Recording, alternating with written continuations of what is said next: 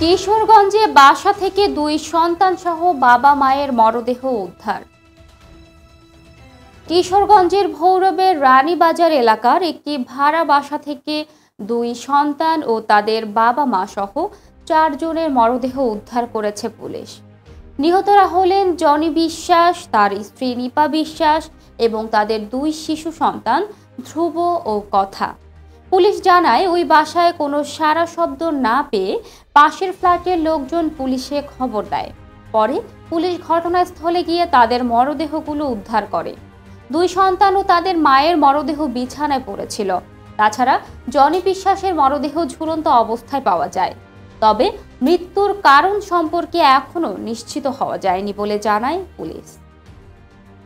দর্শক, এই ছিল এখনকার মতো। পরবর্তী সংবাদ দেখার আহ্বান জানিয়ে এখানেই শেষ করছি।